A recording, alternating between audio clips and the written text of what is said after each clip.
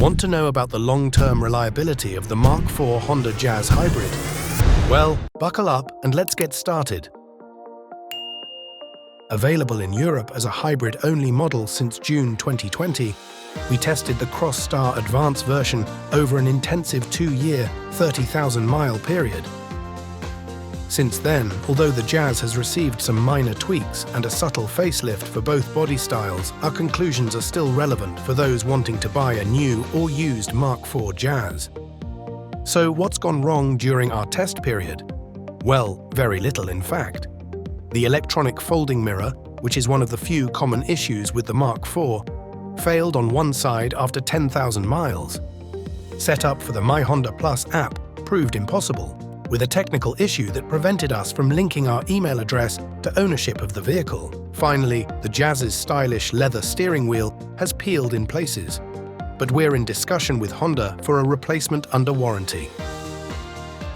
So what's the Jazz Crossstar like to live with? Well, the Jazz is king when it comes to practicality. We love the double top and lower glove boxes, the cup holders next to both the driver and passenger side doors, plus the physical dials for the HVAC controls. Annoyingly, center vents can't be closed completely, but that's one of our only ergonomic gripes. Passengers have found the two USB-A connectors useful, although the lack of a rear armrest is an oversight, particularly when Japanese domestic vehicles have this as standard. We used a roof box for longer getaway trips, as the 300 litres on the Crossstar is mostly adequate, but lacks any clever features. There is underfloor storage, however, which is a decent size for odds and ends, along with additional storage underneath the front armrest.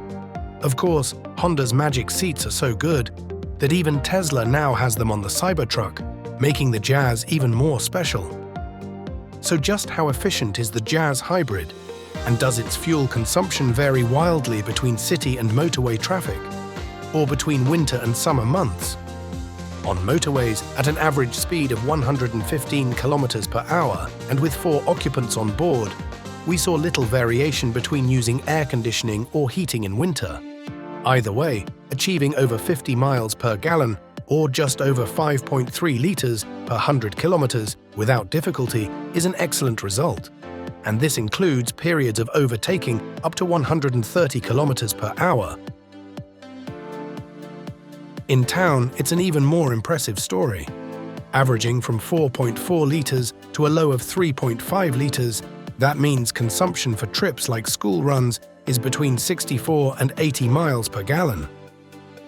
In truth, due to the way Honda's hybrid system works, this rises slightly in winter months. A quirk being that heating up the cabin also fires up the engine. However, EV mode can take the Jazz a surprisingly long way.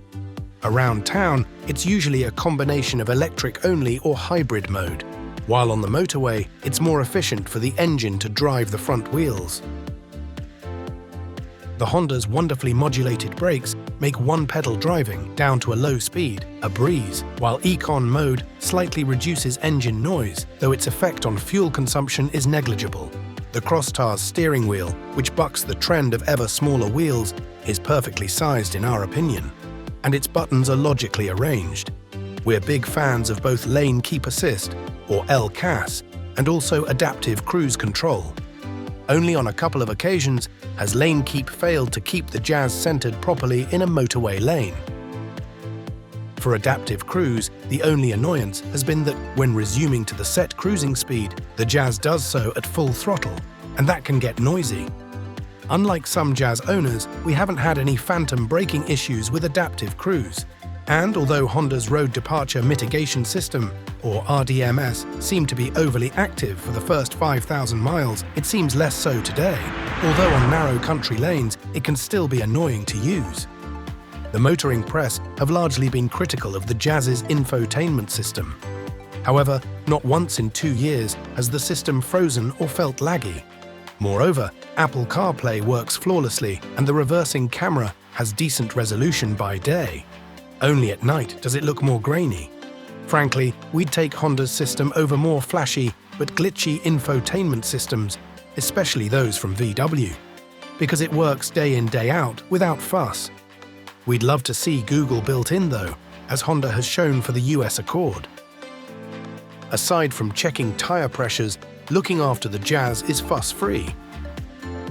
The windscreen washer reservoir is located next to the coolant expansion tank, while the orange oil dipstick handle is also easily located. Otherwise, there's a coolant level to check and also a brake fluid reservoir. Other than the Jazz consuming more oil in its first 500 to 1,000 miles, no top-ups have been required between services. Servicing costs have also been minimal thanks to a 5-year free service plan, included as part of a low-cost finance deal. In truth, the standalone plan now costs £800 in the UK and around €1,000 in mainland Europe. For many countries in Europe, owners also benefit from an extra 5-year premium quality loyalty bonus that covers major Jazz components over and above the hybrid system, providing you service the car with Honda. So how well does the Jazz Crossstar handle and ride? Motor 1 Turkey have a great slalom test that's similar to that on the Kilometer 77 channel. As you can see, the Jazz copes extremely well with finely calibrated stability control and ABS systems.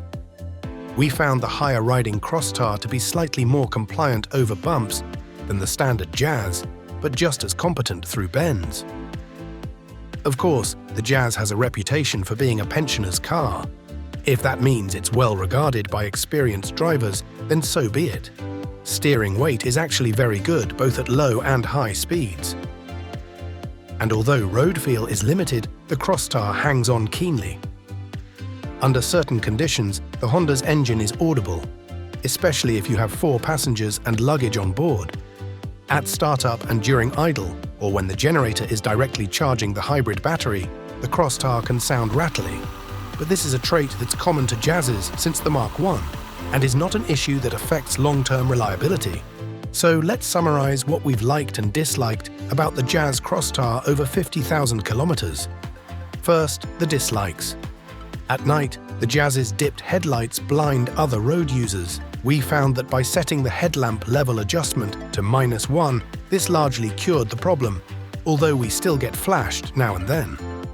The low-set passenger seat and lack of height adjustment have been a fury to some passengers. Taller adults in particular find the position too low and prefer to be seated in the back. As mentioned, RDMS can be too intrusive, particularly along tight country lanes. Both front windows rattle over bumps if open, and one unidentified and annoying dashboard rattle has also been with us for several thousand miles. Older versions of the Jazz also had glovebox cooling, something that we definitely miss. Strangely, the Jazz has no vanity mirror lighting, even though models in other markets do, and the lack of a rear armrest is also a negative. The main things we love about the Jazz are listed here, but the general smoothness of Honda's hybrid system and its flawless execution both in and out of town should be applauded. A case of function over form, the windscreen and clever A-pillar setup maximize visibility, with all major controls being a joy to use. And we particularly enjoyed using the brake hold function, as well as adaptive cruise control and lane keep on longer journeys. And while press reviews of the Jazz criticized the vehicle's instrument cluster, we've always found it intuitive and likable. Definitely something different and quirky, just as Honda's should be. Unlike the larger and more recent Honda ZR-V, the Jazz was awarded a 5-star crash test rating back in 2020.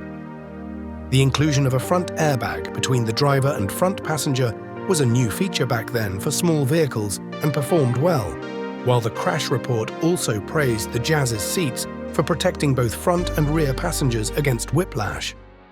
Before we give our final rating out of 10, be sure to check out our separate video on brake simulator failure, one of the only serious issues affecting early builds of both the standard Jazz and Crossstar.